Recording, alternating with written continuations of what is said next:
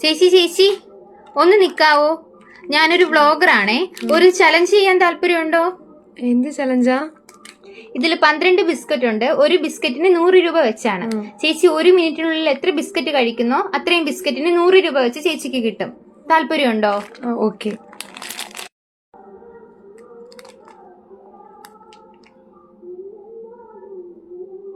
പതുക്കെ കഴിച്ചാ മതി.